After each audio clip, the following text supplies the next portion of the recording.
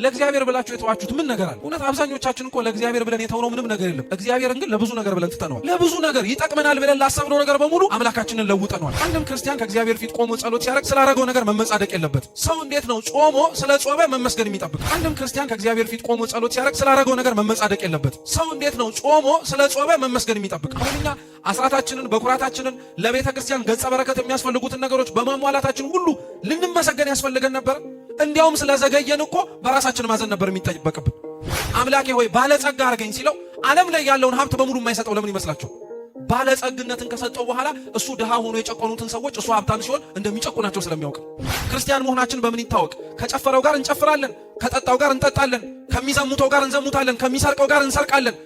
ሁሉን ነገር ኃጢአት የሚባለውን ነገር በሙሉ ከሌላው ጋር ተባብረን እናደርገዋለን። ከኛ አድርገኝ ብሎ ሲለምን ለመጸለይ ብቻ አይደለም፣ ያናደዱትንም ሰዎች በጸሎት የሆነ ነገር ሊያረግ ፈልጉ። ቢያንስ እንደገሌ እንኳን እኮ አላጨስኩም፣ ቢያንስ እንደገሌ እንኳን እኮ አልዘሞትኩም፣ ቢያንስ እንደገሌ እንኳን አልሰከርኩም፣ ቢያንስ እንደገሌ እንኳን ብለን ራሳችንን የምናነጻጽረው አንድ ሌላ ኃጢአተኛ አለ። ቶቻችን ሀብታም የሚጸድቅ የማይመስለን ሰዎች አለን። እየሰማችሁ ነው? ገንዘብ ያለው ሰው በሙሉ ለኛ እኮ ኃጢአተኛ ነው። ታውቃላችሁ? እገሌ ሀብታም ነው ሲባል ኃጢአተኛ ነው። አውቶማቲክሊ ነው ጭንቅላታችን ገንዘብ የሚያስበው።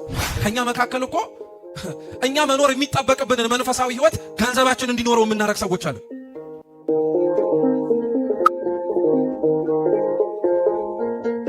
እግዚአብሔር ቅዱስ ፈቃድ እኛ የምንማርበት የትምህርታችን ርዕስ የሚሆነው የቁጥር 16 የመጀመሪያው ክፍል ላይ ያለው ባለጸጋው የጠየቀውን ጥያቄ ይሆናል። የዘላለም ህይወትን በሉ እንዳገኝ ምን መልካም ነገር ላርግ?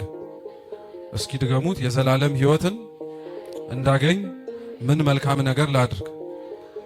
ሶስተኛ እስኪ ድገሙት። የዘላለም ህይወትን እንዳገኝ ምን መልካም ነገር ላድርግ? በዚህ ኃይለ ቃል መነሻነት እንማራለን። አምላካችን እንዲያስተምረን እንዲመክረን የእርሱ ቅዱስ ፈቃድ ይሁንልን። ወንጌሉን የጻፈልን ሐዋርያው ቅዱስ ማቴዎስ ነው።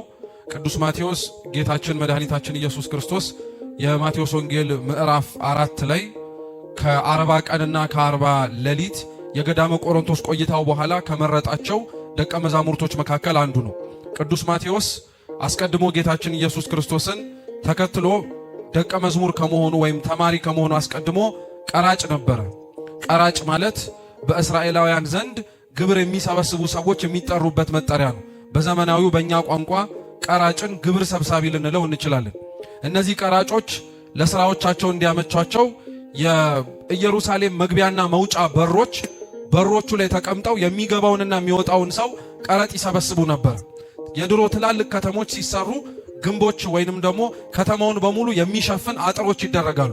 ጠላትን ለመከላከል ብቻ ሳይሆን ወደ ከተማው የሚገባውንና የሚወጣውንም ሰውም ጭምር ለመቆጣጠር እንዲረዳ ተብሎ ታስበው ይዘጋጃሉ። እና ቀራጮች በሮቹ ላይ ሁሌ ይቀመጣሉ። እነዚህ ቀራጮች አንድ ሰው ሲገባም ሲወጣም ስለሚያደርገው ግብይት ገንዘብ ይቀበላሉ።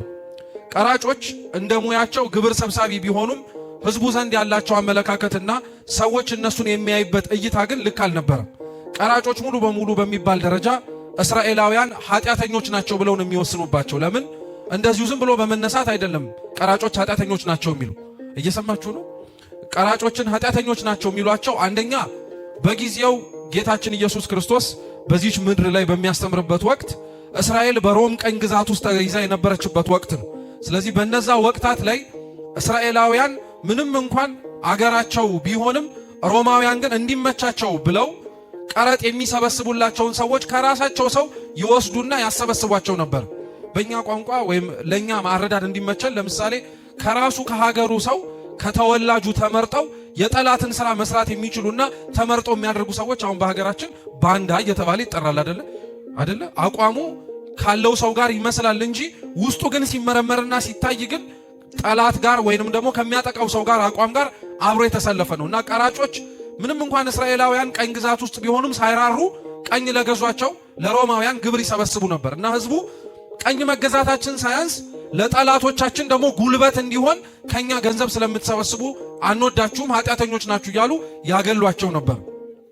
ሁለተኛው ቀራጮች በጣም የማይወደዱት የነበረበት ምክንያት ደግሞ ቀራጮች እንዲሰበስቡ ከተተመነው ተመን በላይ ለራሳቸው ደግሞ ለኪሳቸው ይወስዳሉ።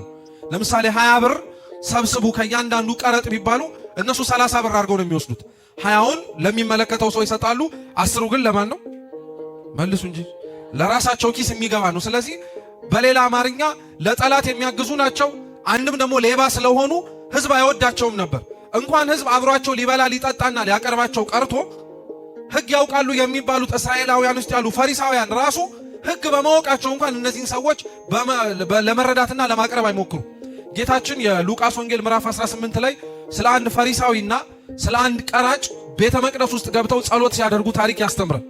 ይሄ ታሪክ በተለያየ መንገድ ይተረጎማል። አንዱ ግን ፈሪሳዊው ወደ ቤተ መቅደስ ገባና ታሪኩ ከሚተረጎምበት መንገድ አንዱ ፈሪሳዊው ወደ ቤተ መቅደስ ገባ፣ ቀራጩም ወደ ቤተ መቅደስ ገባ። ቀራጩ የሰማዩን ከፍታ ማየት አልችልም ብሎ ደረቱን እየደቃ እንባውን እያፈሰሰ ዝቅ ብሎ መሬቱ ላይ እንባውን እያረጠበ እግዚአብሔርን ይለምናል፣ ኃጢአተኛነቱን አምኖ ተቀብሎ። በአንጻሩ ደግሞ ፈሪሳዊው በእግዚአብሔር ፊት ቆሞ ተጠብቆበት ስላደረጋቸው ማድረግ ስለተጠበቀበት ህግጋት መፈጸሙን ይናገራል። ልክ ለምሳሌ ጾሞ ከሆነ ጾም ያለው፣ ሰግዶ ከሆነ ሰግጃለሁ፣ ምጽዋት ሰጥቶ ከሆነ ምጽዋት ሰጥቻለሁ። ፈሪሳውያን በሚታወቁበት የሙሴ ህግ አከባበራቸው ከሆነ ደግሞ የሙሴን ህግ አክብር ያለው ብሎ የሚናገር ነበር። እና ጌታችን ኢየሱስ ክርስቶስ ታሪኩን ለሚሰሙት ሰዎች እንዲህ ብሎ ጠየቃቸው። ከነዚህ ሁለቱ እግዚአብሔር ቀርቦ የሚሰማው ጸሎቱን የማንን ነው አሉ። የማንን ይመስላችኋል ጸሎቱን የሚሰማው? የቀራጩን ነው። ቀራጩን ጸሎቱን የሚሰማው ቀራጭ ስለሆነ አይደለም። ልብ ብላችሁ አዳምጡ። ቀራጩን እግዚአብሔር ጸሎቱን የሚሰማው ጸሎቱን ሲጸልይ መጀመሪያ ኃጢአቱን ስለተናዘዘ ነው። ምኑን ስለተናዘዘ? ኃጢአቱን ስለተናዘዘ ነው። ፈሪሳዊው በአንጻሩ እሱም ጸሎት እየጸለየ ነው። ጸሎቱ እየተጸለየ የእሱ ግን የማይደመጠውና የማይሰማው ደግሞ ለምንድን ነው ተብሎ ቢጠየቅ እግዚአብሔር ፊት ቆሞ ማድረግ የሚጠበቅበትን ሳያደርግ የጎደለውን እና ማድረግ ተጠብቆበት በእግዚአብሔር ፊት ያላረገውን ይቅርታ ከመጠየቅ ይልቅ ስላረገው ነገር ይመጻደቅ ነበር። ማንም ክርስቲያን በነገራችን ላይ ከእግዚአብሔር ፊት ቆሞ ጸሎት ሲያደርግ ስላረገው ነገር መመጻደቅ የለበትም። ምን መሰላችሁ ክርስቲያኖች፣ አሁን እግዚአብሔር ፊት ቆመን እኛ ጾመናል ብለን ብንናገር ምን ሊሰማው እንደሚችል እንኳን ባናውቅ፣ በእርግጥ የእግዚአብሔርን ስሜቱ የሚመረመርም ሐሳቡ የሚታወቅም ስላልሆነ ማለት ነው። ግን እኛ እንደዚህ በማለታችን ምን ልናገኘው የምንችለው ነገር ያለ ይመስላችኋል? እኒህ አድርገናቸዋል ብለን እኮ የምንናገራቸው ማናቸውም ነገሮች የሚጠበቁብን ነገሮች ናቸው። ለምሳሌ አንድ ሰው ጠዋት ተነስቶ ፊቱን ስለታጠበ ጠዋት ተነስቶ የሚጠበቅበትን ስላደረገ መመስገን እንኳን አይጠበቅበትም። ያን ነገር ያደረገው መደረግ ስላለበት። ሰው እንዴት ነው ጾሞ ስለ ጾመ መመስገን የሚጠብቅ? አብዛኞቻችን በነገራችን ላይ ከሚጠበቁብን መንፈሳዊ ህግጋትና የቤተ ክርስቲያን ስርዓቶች ወደ ኋላ በጣም የሸሸን ስለሆነ እንኳን ያልተጠበቀብንን አድርገን ለመመስገን ይቀርና የተጠበቀብንን እንኳን ስናደርግ እንደ ተአምር ነው የሚቆጠረው። ምክንያቱም መጾም የሚገባው ክርስቲያን ኖሮ የማይጾም በጣም ብዙ ስላለ ለሚጾሙት ሰዎች ህጉ እንደ ተአምር እንድትሰጣቸው ተደርጎ ለማበረታታት ጭምር ይነገርላቸው። ግን እውነት ለመናገር እኛ ጾምን፣ ጸለይን፣ ሰገድን፣ መጸወትን ብለን ልንመጻደቅ አይገባም። እኒህ ነገሮች ተጠብቆብን የምናደርጋቸው ትእዛዛቶች ናቸው፣ ህግጋት ናቸው። ሰው ሊመሰገን የሚያስፈልገው ህግ ስለጠበቀ ብቻ አይደለም፣ ከህጉ አብልጦ መስራት ሲጀምር ነው። ጹም ከተባለው በላይ ቢጾም፣ ጸልይ ከተባለው በላይ ቢጸልይ፣ ስገድ ከተባለው በላይ ቢሰግድ፣ ምጽዋት ስጥ ከተባለው በላይ ቢሰጥ ይመሰገናል። ምክንያቱም የተጠበቀበትን አልፎ የበለጠውንም ጭምር ለማድረግ ለትሩፋት እየተፋጠነ ስለሆነ። ሰው እንዴት ነው ማድረግ የሚጠበቅበትን አድርጎ መመስገን ደግሞ የሚፈልገው? በጣም እኮ ነው የሚገርማችሁ። አሁን እኛ አስራታችንን በኩራታችንን ለቤተ ክርስቲያን ገጸ በረከት የሚያስፈልጉትን ነገሮች በማሟላታችን ሁሉ ልንመሰገን ያስፈልገን ነበር። እንዲያውም ስለዘገየን እኮ በራሳችን ማዘን ነበር የሚጠበቅብን። ለቤታችን አስቡት፣ ዕቃው ሳይጎል እንደጎደለ አውቀን ለቤታችን ገና ለገና ያልቃል ብለን የምናደርገውን ጥንቃቄ እዛ ቤታችን ብናደርገው ቤታችን ስለሆነ በማድረጋችን ማንም አያመሰግነንም። ግዴታችን ስለሆነ ምናችን ስለሆነ ቤተ ክርስቲያን ውስጥ የጎደለውን ማሟላት የሚያስፈልገውን ማድረግ ከትንሹ ጀምሮ እስከ ትልቁ መብታችን ሳይሆን ምናችን ነው፣ ግዴታችን ነው፣ ቤታችን ነው። የምንጠለልበት በዚች በምድር ባለንበት ጊዜ ብቻ ሳይሆን በላይ በሰማይም በምንወጣበት ጊዜ ላይ ድልድያችን እቺ ቤተ ክርስቲያን ናት። የምታሻግረን ከዚህ ከሚያልፈው ዓለም ወደማያልፈው ዓለም የምታስገባን እቺ ቤተ ክርስቲያን ናት። ስለዚህ ቀራጮች ምን ያክል እንደነዚህ አይነት ችግር ያለባቸው ሰዎች እንደሚጸየፏቸው የምታውቁት ልክ ፈሪሳዊው ጾሜ ጸልዬ ብሎ ያደረገውን ነገር በሙሉ አመስግኖ ከጨረሰ በኋላ ምን አለ? እንደዚህ ቀራጭ ደግሞ ስላላደረከኝ አመሰግንሃለሁ አለ። በነገራችን ላይ የዚህ ፈሪሳዊ ጠባይ አንዳንዶቻችን አለብን። ቃል በቃል አውጥተን እንዲህ ብለን አንጸልይ እንጂ ራሳችንን ከኛ ካነሱት ሰዎች ጋር የምናወዳድር ሰዎች የለን። ቢያንስ እንኳን እንደገሌ እኮ አልሰረኩም፣ ቢያንስ እንደገሌ እንኳን እኮ አላጨስኩም፣ ቢያንስ እንደገሌ እንኳን እኮ አልዘሞትኩም፣ ቢያንስ እንደገሌ እንኳን አልሰከርኩም፣ ቢያንስ እንደገሌ እንኳን ብለን ራሳችንን የምናነጻጽረው አንድ ሌላ ኃጢአተኛ አለ። ክርስቲያናዊ ህይወት ላይ ልብ ብላችሁ ስሙኝ ክርስቲያኖች፣ ራሳችንን የምናነጻጽረው ከኛ የበታች ካሉት ኃጢአተኞች ሳይሆን ኃጢአታቸውን ትተው በጽድቅ ጎዳና መመላለስ ከጀመሩት ከበለጡት ጻድቃን ጋር። እኛ ግን አይታችሁታል ራሳችንን የምናነጻጽረው ከወረደው ሰው ጋር ነው። ለምሳሌ እዚህ ውስጥ ያለን ሰዎች እንዲያርጉ ተብሎ መምህሩ ቢናገር እኛን ለምንድን ነው የሚያስጨንቀን? ቢያንስ እንኳን እኮ እኛ ምን አድርገናል እንላለን፣ መተናል እኮ እንላለን። ምክንያቱም ምን ያላረገ ስላለ። የመጣ እንዳለ እኮ ደግሞ በሰውነቱ ተቀምጦ በህሊናውም እኮ የሌለ ደግሞ አለ ከኛ መካከል። አካሉ እዚህ ተቀምጦ ልቡናው ግን እዚህ የሌለ፣ ህሊናው እዚህ የሌለ ሰው አለ። ስለዚህ ቀራጮች በጣም ነበረ ይወቀሱ የነበሩት፣ ቀራጮች በጣም ነበረ ይጠሉ የነበሩት ጌታችን ኢየሱስ ክርስቶስ። ስለዚህ ከነዚህ ቀራጮች መካከል አንዱ የሆነውን ቅዱስ ማቴዎስን ወደ ኢየሩሳሌም ሲገባ በር ላይ ቆሞ ቀረጥ ሲሰበስብ አገኘ እና ጌታችን ማቴዎስን አይቶት ማለፍ ነበር የሚጠበቅበት። ምክንያቱም እንደ አንድ አይሁዳዊ እንደ አንድ ህግ አዋቂ ብቻ ሳይሆን ህግ ሰጪ እነሱ እንደሚያስቡት አይነት ሰው ከሆነ ጌታችን ኢየሱስ ክርስቶስ ቀራጮች ያላቸውን ቦታ ማወቅ አለበት። ልክ ክርስቶስ ግን በማቴዎስ በኩል ሲያልፍ ማቴዎስን አየውና ተከተለኝ አለው። እስኪ ተከተለኝ በሉ። ማቴዎስ ሁሉ ነገር ጥሎ ነው የተከተለው። በዛች ቀን ላይ የራሱን የቁም ተስካር የምሳ ግብዣ አድርጎ አብልቶ አጠጥቶ ሀብት ንብረቴ የሰበሰብኩት የዘመናት ጥሪቴ ሳይል በሩን እንደከፈተው ጥሎት ሄደ ጌታውን ለመከተል። ጌታችን ማቴዎስን ሁሉን ጥሎ እንዲከተለው አንድ ነገር ብቻ ነው የነገረው፣ እሱም ተከተለኝ አለው። ምን አድርገኝ? አሁን እኔ ይሄንን ጉባኤ በስመ አብ ብዬ ጀምሬ ተከተሉኝ ብላችሁ ምንድን የምትሉት? እንደው ሌላው ቢቀር ወዴት አትሉ ማለት እኮ አለብን። ወዴት፣ ለምን፣ ምን ይዘን መሰል አይነት ብዙ ጥያቄ መጠየቅ ይችል ነበር።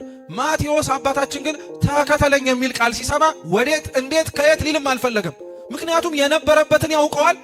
ክርስቶስ ጠርቶት ደግሞ ሊወስደው የፈለገበትን ደግሞ ተረድቷል። ማቴዎስ ክርስቶስ ተከተለኝ የሚለውን የነገረውን ቃሉን በጣም የምናደንቀው ለምን መሰላችሁ? ለማቴዎስ አንድ ቃል ነው የበቃችሁ ሁሉን ጥሎ ለመከተል።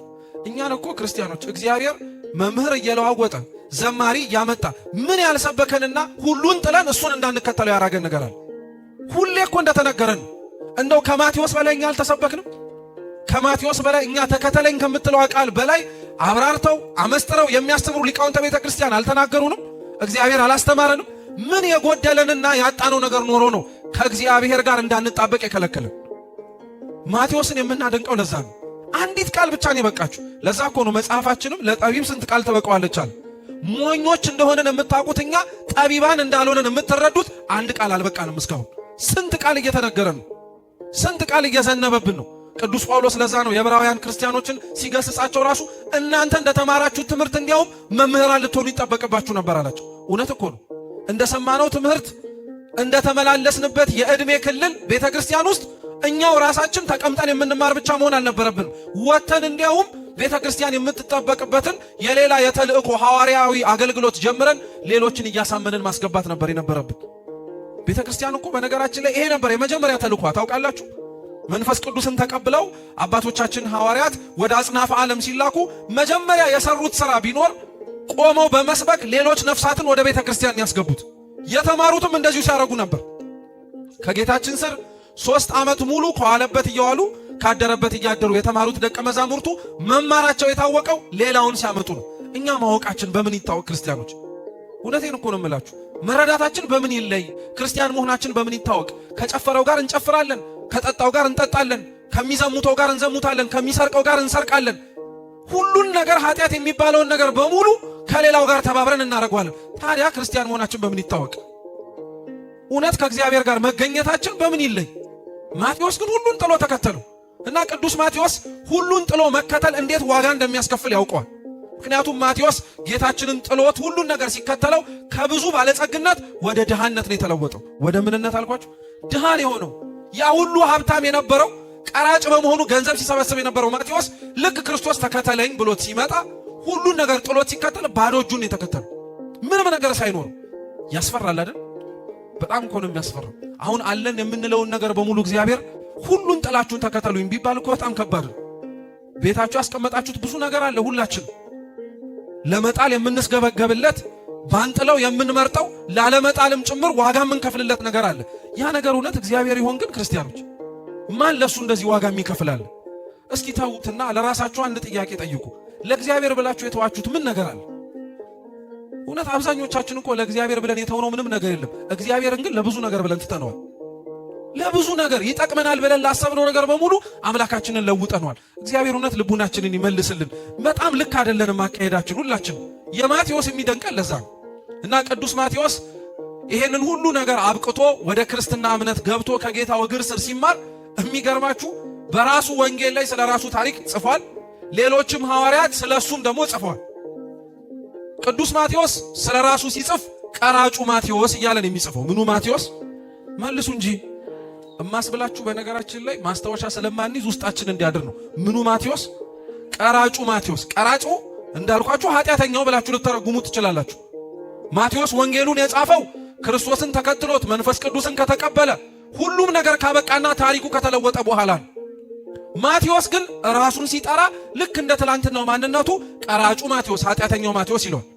ወንድሞቹ ሲጠሩት የሌዊ ልጅ ይሉታል። የማን ልጅ? አንድ ሰው እኮ ነው፣ ግን በሁለት አጠራር ይጠራል። ራሱን ሲጠራ ማቴዎስ ኃጢአተኛው ማቴዎስ ይላል። ወንድሞቹ ሲጠሩት ደግሞ አይ የሌዊ ማቴዎስ ይሉታል። ምን ለማለት ተፈልጎ መሰላችሁ? ወንድሞቹ ራሱን ኃጢአተኛ መሆኑን የትላንትና ታሪኩን ሳያውቁት ቀርተው አይደለም። ወንድሞቹ ግን የትላንትና ኃጢአተኛ ታሪኩን ገልጠው ከሚናገሩ ይልቅ በደሉን ሊሸፍኑለት ፈለጉ። አሁን ከኛ መካከል ማን በደልን የሚሸፍናል? በደልን ነውርን አጋልጦ የሰውን መናገር እኮ ኩራት የሆነበት ጊዜ እኮ ነው። ስለ ሰው ገመና ማውራት በጣም ስልጣኔ የሆነበት ዘመን ነው። ስለ ሰው ሕይወት እንዲህ ነው ብሎ መናገር በጣም ትልቅ ደረጃ የሚያስደርስበት ሕይወት ነው። በጣም እኮ ነው የሚገርማችሁ። ማናችንም ገመና ሸፋኝ ለመሆን አንሞክርም። በአንጻሩ ደግሞ ማቴዎስ ታዲያ ለምንድን ነው እነሱ ወንድሞቹ ገመናውን እየሸፈኑለት እሱ ደግሞ ራሱን አይ ምኑን ትሸፍኑታላችሁ እኔማ ኃጢአተኛው ነኝ እያለ ተናገረ።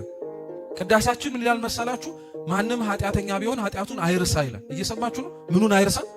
ኃጢአቱን አይርሳ። በደልህን አስታውሰው እኮ ለማለት አይደለም። እሱማ የሐሌው ኃጢአት የሐሳብ ኃጢአት ነው የሚሆነው። አንዳንዶቻችን እኮ በደላችንን እያስታወስን እንደምንመጻደቅና እንደ ታሪክ እንደምናወራው ታውቃለህ። ያደጉ ጊዜ ትዝ አለ። ጃምቦን የምንጠጣበት አቤት ያልጠገብንበት ስንት ያረግንበት እንዲህ ያለ እኮ ኃጢአቱን እያጣጣመው እኮ ነው። መልሶ ወደ ኋላ እያጠነጠነ እኮ ነው። እንዲህ አትበሉ ክርስቲያኖች፣ አንበል። ሁላችን ኃጢአትን ያደረጋት ቢኖር አይርሳት የማትረሳ ናትና የተባለው ኃጢአትህን ሳይሆን በደለኛነትን አትርሳው ለማለት ነው። ሁላችንም የትላንትና ታሪክ አለን፣ አትጠራጠሩ። ሁላችንም ትላንትና እግዚአብሔር ከየት እንዳነሳን እናውቀዋለን። አሁን ዛሬ ስንቀመጥ ተመጻድቀን ረሳ ነው እንጂ ታሪክ እንደሌለን ለመለወጥ የሚመጡትን ሰዎች በር መዝጋት ጀመርን እንጂ እግዚአብሔር አምላክ እውነት የወንድሞቻችንን የእህቶቻችንን በደል ለመሸፈን የእኛንም ኃጢአት ላለመርሳት ልቡናችንን ይክፈትልን። ሁላችንም በደለኛነታችንን ማመን አለብን። ምንም ያክል ብንጸድቅ፣ እንዲያውም የቅድስና አንደኛው መገለጫ ከላይ ካለው ከእግዚአብሔር ጋር ህብረት ኖሮ መኖር ብቻ አይደለም። የቅድስና አንደኛው መገለጫ በያደጉበት ልክ ቁጥር ኃጢአተኛነትን አለመርሳት። ብዙዎችን እኮ ሰይጣን የሚገርማችሁ አድገው በቅተው እግዚአብሔርን እስከማናገር ደረጃ ደርሰው በቅዱሳን መላእክት እቅፍ ተከበው ያሉትን ሰዎች በምን እንደሚጠላቸው ታውቃላችሁ? ኃጢአታቸውን እንዲረሱና ራሳቸውን እንደ ጻድቅ ብቻ እንዲቆጥሩ በማድረግ። ምንም ያክል ጥሩ መንፈሳዊ ህይወት ቢኖራችሁ፣ ምንም ያክል ጸሎታችሁ የሰመረ፣ ስግደታችሁ ያማረ፣ ምጽዋታችሁ ተቀባይነት ያለው ሁላችንም ብንሆን ክርስቲያኖች ኃጢአተኛ መሆናችንን አንርሳ። የምናደርገው ነገር በሙሉ ለእግዚአብሔር እንደማይበቃው እንመን።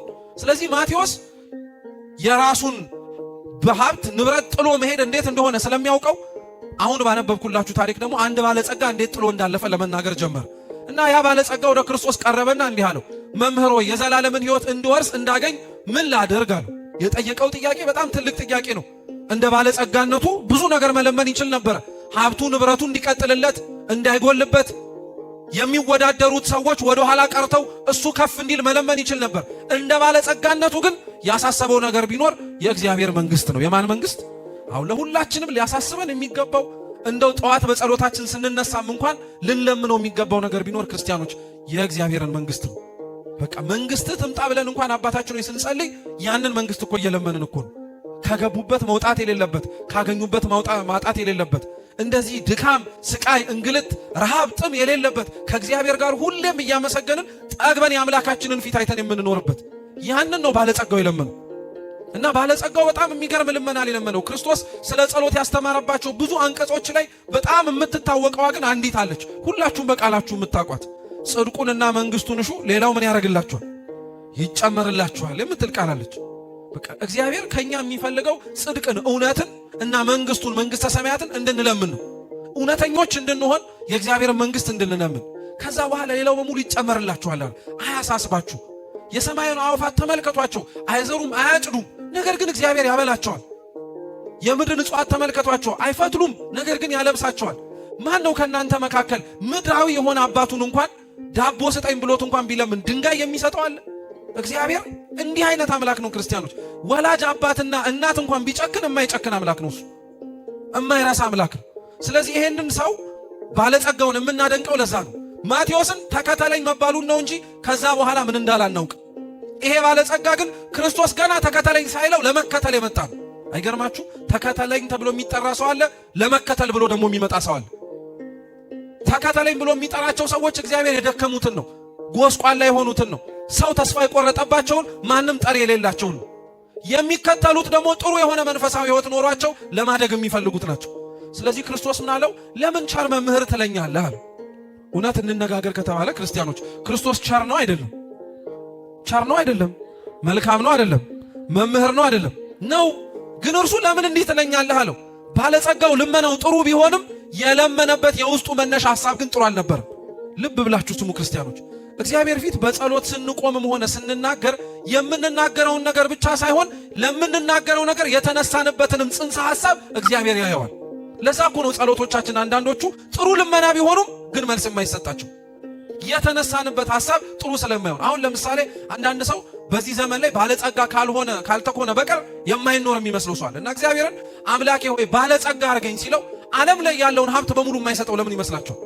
ባለጸግነትን ከሰጠው በኋላ እሱ ድሃ ሆኖ የጨቆኑትን ሰዎች እሱ ሀብታም ሲሆን እንደሚጨቁናቸው ስለሚያውቅ የተነሳበትን ጽንሰ ሐሳብ ያውቀዋል። ጸሎተኛ አድርገኝ ብሎ ሲለምን ለመጸለይ ብቻ አይደለም፣ ያናደዱትንም ሰዎች በጸሎት የሆነ ነገር ሊያረግ ፈልጎ ነው። ሁላችንም ስንለምን እግዚአብሔር ጥያቄውን የምናቀርበውን ብቻ አይደለም የሚያው የተነሳንበትንም ሐሳብ ነው። ስለዚህ ክርስቶስ ያንን ሰውዬ ለምንድን ነው ቸር የምትለኝ መምህር የምትለኝ አለ። ባለጸጋው ራሱ ባለጸጋ ስለሆነ ሰዎች አክብረው የሚጠሩት ሰው ስለሆነ ክርስቶስን መምህር እያለው እሱም ባለጸጋው መባል ፈልጎ ነው። እግዚአብሔርን እንዲያመሰግናችሁ ብላችሁ አታመስግኑት፣ እንዲያከብራችሁ ብላችሁ አታክብሩት። እናንተ አከበራችሁትም አላከበራችሁትም እኛ ተሰብስበን አመሰግነውም አላመሰግነውም ክብሩም ምስጋናውም አይጎልበትም። መመስገን ስላለበት እናመሰግነዋለን። እኛን ማመስገን የእሱ ድርሻ ነው። መከበር ስላለበት እናከብረዋለን። እኛን ማክበር የማን ድርሻ ነው? እንዲያከብረን ብቻ ብለን የምናመልከው አምላክ አይደለም እሱ። ለዛ ነው ዜና አበው ላይ አንዲት ሴት ነበረች ይባላል። ዮሐንስ አጺር የሚባል አባት ካለበት ገዳም ሄዳ 20 ወቄት ወርቅ ምጽዋት ለመስጠት ገባችና በሩን አንኳኩታ መነኮሳቱ ከፍተው ምጽዋቷን ሊቀበሏት ሲሉ በፍጹም አለች፣ አስተዳዳሪውን አበመኔቱን ካላገኘው አልሰጥም ለእናንተም አለች። አራታይ ስጭን ችግር የለም እኛ እናስተላልፋለን፣ በፍጹም እሳቸውን ነው ማግኘት የምፈልገው አለች። እሺ ተባለች፣ አስገቧት። አባ ዮሐንስ አጺር ሰሌን እየታታ ወይም ዘንቢል እየሰራ ነበር። ከዛ በኋላ ያቺ ሴት ገባች። አባታችን ሰሌን እየሰሩ ነው፣ ዘንቢል እየሰሩ ነው። ቀና ብለውም አላዩዋትም። እሷ ያመጣችውን ወርቅ በሙሉ ከፊት ለፊታቸው ዘረገፈችው። እየሰማችሁ ነው? ዘረገፈችው። ቀናም ብለው አላዩዋትም። ተቀበሉኝ ስጦታዬን አለች። እግዚአብሔር ይስጥሽ አሏት። ማን ይስጥሽ? አሜን ብላ ወጣች። ከዛ በኋላ ግን ትንሽ ርቀት ሄዳ ከነከናት። ምክንያቱም የሰጠችው ስንት ጆንያ ሙሉ ወርቅ ነው? 20 ጆንያ ሙሉ ወርቅ ነው። አንድ ጆንያ እንደሰጠ ሰው ወይ አንድ ጠጠር አምጥቶ እንዳስቀመጠ ሰው እንዴት ነው እግዚአብሔር ይስጥሽ ብቻ ልባል የሚገባኝ? ስላላዩት ይሆናል አለች። አንዳንድ ሰው እንዲህ አይነት አባዜ ያለበት እንዳመጣው ስጦታ በጣም መመስገን የሚፈልግ። የኛም እልልታ በነገራችን ላይ እንደዛ እንደሚለያይ ታውቃላችሁ። 1 ብር ለሰጠችው ሴትና 20 ሺህ ብር ላመጣው ሰው እኩል እልል አንልም። ተጨንቆ ነው ራሱ ካህናቱ እልል በሉ ብለውን ነው እንጂ እልል ማለትም አንፈልግም። 1 ብር ማን መስጠት እኮ ምን ያደርግልኛል እንደው ያኛው ነው እንጂ ምናምን እንላለን። ተመልሳ መጣችና አንኳኩታ አስገብተዋት አባ ምናልባት ካላዩት ብዬ ነው 20 ወቄት ወርቅን ያመጣሁት አለቻቸውና አባ ዮሐንስ አጺር ምን አሏት? ለማን ያመጣሽው አሏት። ለኔ ነው ለእግዚአብሔር አሏት። ለማን ያመጣችሁ መልሱ እንጂ። ስለዚህ ማን ይስጥሽ? ለእግዚአብሔር አምጥታችሁ ሰው እልል ካላለልን የምንል ሰዎች ምን አይነት ሰዎች እንሆን? ለአምላክ ሰጠነው ሰው ምንም አላለኝም ብለን ለምን ምናዝነው? ለሰው አላመጣ ነው፣ ለእግዚአብሔር እኮ ነው የሰጠነው። ለሱ ሰጠን ማን አመስግኖን እንድንሄድ ነው የምንፈልገው? እግዚአብሔር ይስጠን ብለን ነው መሄድ ያለብን። በሰጣችሁት ባረግነው ልክ ሰው አላመሰገነንም ብለን ውስጣችንን መጉዳት የለብን። ይሄም ባለጸጋ መመስገን ፈልጎ ነበር እንደዛ ያለው።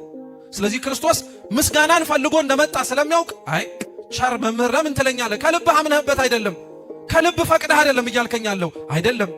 ነገር ግን የጠየቀው ጥያቄ ጥሩና መሰረታዊ አስተማሪ ስለሆነ ጌታችን እንዲህ አለው፣ ለዘላለም ሕይወትን መውረስ የምትፈልግ ከሆነ ትእዛዛቱን ጠብቅ አለው። ምኖቹን ጠብቅ? አሁን እነዚህ ትእዛዛት ጌታችን ጠብቅ ያለው ኦሪት ዘጸአት ምዕራፍ 20 ላይ ያሉት 10ቱን ትእዛዛትን። ባለጸጋውም ቀጠለና የትኞቹን አለ። ጌታችንም እንዲህ አለው፣ አትስረቅ፣ አትግደል፣ አታመንዝር፣ በሐሰት አትመስክር፣ የባልንጀራህን ቤት አትመኝ፣ ባልንጀራን እንደራስ አድርገህ ውደድ፣ እናትና አባትን አክብር አለ። ባለጸጋው ምን አለው? እነዚህንማ ከልጅነቴ ጀምሮ ፈጽሜያቸዋለሁ አለ። የሚገርም ባለጸጋ ነው። ለምን መሰላችሁ? አንዳንዶቻችን ሀብታም የሚጸድቅ የማይመስለን ሰዎች አለን። እየሰማችሁ ነው? ገንዘብ ያለው ሰው በሙሉ ለኛ እኮ ኃጢአተኛ ነው። ታውቃላችሁ? እገሌ ሀብታም ነው ሲባል ኃጢአተኛ ነው። ኦቶማቲክሊ ነው ጭንቅላታችን እንደዛ የሚያስበው። እገሌ ደግሞ ድሃ ከሆነ ጻድቅ ነው። ድህነትና ሀብት ከጽድቅ ጋር ምንም አይገናኝም። ክርስቲያኖች፣ መልበስና አለመልበስ ከጽድቅ ጋር ምንም አይገናኝም። ምንም ሊገናኝም አይችልም። ሰው ያለው ሀብት ሊያስኮንነው፣ ሰው ያለው ሀብት ሊያጸድቀውም ይችላል። ሰው ያለው ድህነት ሊያጸድቀውም ይችላል፣ ሊያስኮንነውም ይችላል። ምንም የሚገናኝ ነገር የለውም። አንዳንዶቻችን ግን ባለጸጎችን ስናይ በቃ ደማችን የሚፈላ ሰዎች አሉ። ያቸው እነሱማ በገንዘባቸውችን ቤተክርስቲያን በቃ ተቆጣጠሯት፣ ያዟት እኮ እንላለን። እሱ ሌላ ጉዳይ ነው። ተወሱ። ሀብታም የሆነ ሰው ግን በሙሉ ሲኦል ይገባል የሚል የቤተክርስቲያን ትምህርት ግን የለም። ድሃም የሆነ ሰው ወደ መንግስተ ሰማያት ይገባል የሚል የቤተክርስቲያን ትምህርት የለም። ሁሉም እንደየሥራው፣ ሁሉም እንደ እግዚአብሔር ቸርነትና ፍርድ ነው የሚወሰንለት። ስለዚህ የትኞቹን ብሎ ጠይቆ ክርስቶስ ለዘረዘረለት በሙሉ ይሄ ባለጸጋነቱ ሳያንሰው ሕግ አክባሪ ነው። ከኛ መካከል እኮ እኛ መኖር የሚጠበቅብንን መንፈሳዊ ሕይወት ገንዘባችን እንዲኖረው የምናረግ ሰዎች አለን። እኛ ገብተን ንስሐ መግባት ሲጠበቅብን የነፍስ አባቶቻችንን ግን ለሰበካ ጉባኤ የሚያስፈልገውን መዋጮ ገንዘብ ከሰጠን በቃ ንስሐ መግባትም አይጠበቅብንም ብለን የምናስብ ሰዎች አለን። አይሰራም። ክርስቲያኖች፣ በብልጣብልጥነት የምንኖር ሰው እግዚአብሔር መንግስት የለም። ንጹህ ሆነን ራሳችንን ዝቅ አድርገን የሚጠበቅብንን አድርገን የሚጠበቅብንን ማድረግ አለብን። ባለጸጋው ሀብታም ስለሆነ ሕግ አላከብርም አላለም። ድሃውም ድሃ ስለሆንኩኝ ብሎ ሕግ እንዳያከብር የሚፈቀድለት መብት የለም። ቀኖናው ሊለያይ ይችላል እንጂ አንድ ሰው እንደ ባለጸጋነቱ እንኳን ንስሐ ሲገባ ምጽዋት ስጥ አይባልም። ቀኖናችን እንደዛ ነው የሚያዘው። ስገድ ነው የሚባለው። ገንዘብ መስጠት ለባለጸጋ ቀላል ነው። ለድሃው ደግሞ ሲመጣ ወይም ለየኔ ቢጤው ሲመጣ ንስሐ ሲገባ ደግሞ ገንዘብ ስጥ ነው የሚባለው እንጂ ስገድ አይባልም። መስገድ ለሱ ቀላል ነው፣ ድካምን ያውቀዋል። ገንዘብ መስጠት ግን ለሱ ከባድ ነው። ለምን ሆኖ ያገኘው? ከለመነው ላይ ነው የሚሰጠው። ያም ደግሞ ጉልበት አለኝ ከሚለው ነው ተንበርከክ የሚባለው። ስለዚህ የትኞቹን ሲለው ሁሉም ጠብቄያለሁ አለ። እስኪ እውነት ክርስቲያኖች የራሳችንን ሕይወት ተመልከቱት። ይሄን ባለጸጋ ቢያረገን ኖሮና እግዚአብሔር የትኞቹን ትእዛዝ ጠብቃችኋል ቢባል እንደው ያላፈረስ ነው ይኖር ይሆን? እኛ እኮ 10ቱንም ትእዛዛት ንደነዋል። ከእግዚአብሔር በቀር ሌሎች አማልክትን አታምልክ ማለት እኮ ጣዖት አለዝበህ አትስገድ ማለት ብቻ አይደለም። ጣዖት የሆኑብን ሰዎች እኮ አሉኝ። እገሌ እኮ ቁልፍ ሰው ነው፣ እገሌ ከፋች ነው፣ እገሌ የትኛውንም ቦታ መንገድ የሚያደላድል ነው። ለሱ ከነገርከው ሁሉም ነገር ይስተካከላል። እሱ ግን እግዚአብሔር ነው። ይሄ እንደዛ የምንለው ሰውዬ ጣዖት የሆነብን ሰውዬ አለ። የእግዚአብሔርን ስም በከንቱ አትጥራ። ታውት በአግባቡ መጥራቱን ራሱ መች በአግባቡና በስነ ስርዓቱ እንጠራዋለን? አንጠራውም እኮ። የእግዚአብሔርን ስም የቅዱሳኑን ስም እንቀልድበታለን። ሲያምረን ደግሞ እንደፈለግን እናደርገዋለን። ግን ይሄ ስም የተሰበሰብንበትን ቦታ የቀደሰው ነው። ስንጠመቅ የፈሰሰውን ውሃ ማየገቦ ያደረገው ነው። የምንበላውን ህብስትና ወይን ስጋ አምላክ ደም አምላክ ያደረገው ነው እግዚአብሔር ስም። የሰንበትን ቀን ትቀድሳት ዘንድ አስብ። ስንት ወላጅ ነው በሰንበት ልጆቹ ቤተክርስቲያን እኮ እንዲሳለሙ የማይፈልጋል? የሰንበት ቀን የረፍት ቀን ነው። በሳምንት አንድ ቀን እኔ ባርፍ እንዴት እናንተ ቤተክርስቲያን ትሄዳላችሁ? ዛሬም አብራችሁኝ ሁኑ ብሎ እሱ አለመሄዱ ሳያንስ ልጆቹንም የማያስኬድ ወላጅ አለ። እናትና አባትህን አክብር። የወለደህን ብቻ አይደለም እንደ እናት እንደ አባት ቃለ እግዚአብሔር እየመገበ መስቀል እያሳለመ ያሳደጉንን ካህናት እናከብራለን እንዴ? ስማችንን እየለዋወጥን በየማህበራዊ ሚዲያው ሰድበን ለሰዳቢ የምንሰጠው እኛ አይደለን? አልሰረቅንም ማለት አንችልም። ትንሽም ትልቅም ስርቆት ነው። ስኳር የቃመ እዚህ ውስጥ የለም። ሁላችንም ቅመናል። ስርቆት ነው። ቅዱስ ዮሐንስ አፈወርቅ ለዛ ነው ትንሽ የምትሉትም ክፉ ስራ ክፉም ትልቅ የምትሉትም ክፉ ስራ እግዚአብሔርን መንግስት ሳይሆን ሲኦል የሚያወርድህ ነው የሚለው።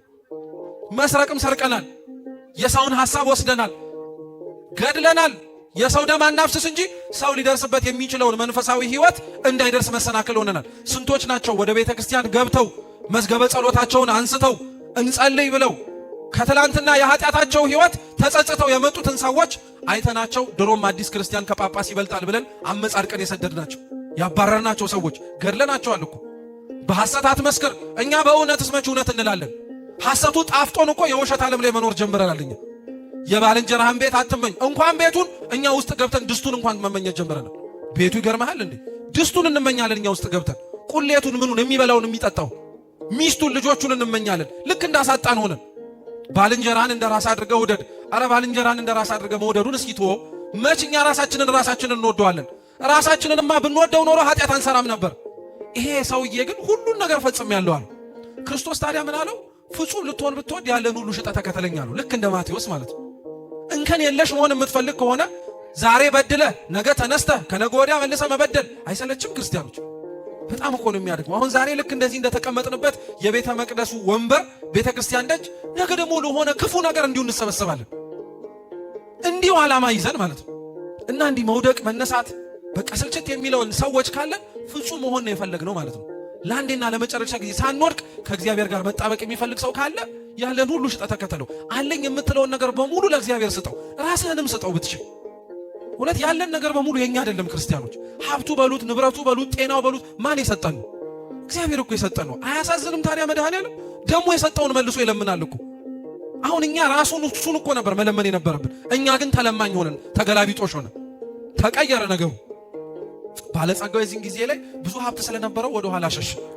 ትላንትና የምታስታውሱ ከሆነ የማታው የመጨረሻ ትምህርት ላይ የእንታ ስሙር ሲያስተምሩ አንዳንድ የመጽሐፍ ቅዱስ ጥቅሶችን ባልተገባ መንገድ የምንተረጉማቸው አሉ። እና ይሄ ታሪክ ስለ ባለጸጋ የተነገረ የሚመስለው ሰው አለ ብለዋል። እውነት ነው። አሁን ይሄ ሲባል ስለ ሀብት ስለ ንብረት የተነገረ ሰው ይመስለዋል። ለምን እንደሆነ ታውቃላችሁ? እውነት እላችኋለሁ አለ ክርስቶስ፣ ለባለጸጋ ወደ እግዚአብሔር መንግሥት መግባት ጭንቅ ነው አለ። ደገመና እውነት እላችኋለሁ ባለጸጋ ወደ እግዚአብሔር መንግሥት ከሚገባ ይልቅ ግመል በመርፌ ቀዳዳ ቢያልፍ ይቀላል አለ። ይሄ ስለ ባለጸጋ የተነገረ አይደለም። ስለ ባለጸጋ የተነገረ ነው ብላችሁ እንኳን ብናስብ ባለጸግነት የገንዘብ ብቻ አይደለም። ባለጸጋ ስጦታ የተሰጠው ሰው የተለያየ ነው። ረሳችሁት እንዴ? የማቴዎስ ወንጌል ምዕራፍ 25 ላይ ያ ባለጸጋ የተባለው የመክሊቶቹ ባለቤት እኮ ለአንዱ 1 ለአንዱ 2 ለአንዱ 5 አይደለ ሰጥቶ ሄደው። ባለጸግነት ከእግዚአብሔር ስጦታዎች አንዱ ነው እንጂ ብቸኛው አይደለም። እግዚአብሔር እንደ ስጦታ ጤና የሰጠው ሰው አለ፣ ልጅ የሰጠው ሰው አለ፣ ትዳር የሰጠው ዕውቀት የሰጠው ወላጅ የሰጠው ሰው እኮ አለ። ባለጸጋ ወደ እግዚአብሔር መንግሥት ለመግባት ይከብደዋል ማለት ከእግዚአብሔር የተቀበለውን ነገር ለእግዚአብሔር መልሶ መስጠት የሚከብደው ሰው የእግዚአብሔር መንግሥት እንዴት ይወርሰዋል? እንዴት ልጆቻችንን ለእግዚአብሔር መስጠት ከበደን? እሱ ሰጥቶን። እንዴት ራሳችንን ለእግዚአብሔር መስጠት ከበደን? እሱ ፈጥሮን። እንዴት ራሳችንን ቤተ ክርስቲያን ማምጣት ከበደን? ደጆቹን ሳይዘጋው። አያችሁት ክርስቲያኖች፣ የዘላለም ሕይወትን እንድወርስ ምን ላርግ ብላችሁ የምትጠይቁ ከሆነ ራሳችሁን ስጡ ነው መልሱ። የሰማነውን በልቦናችን ሰሌዳ ይጻፍልን። ወስብሐት ለእግዚአብሔር።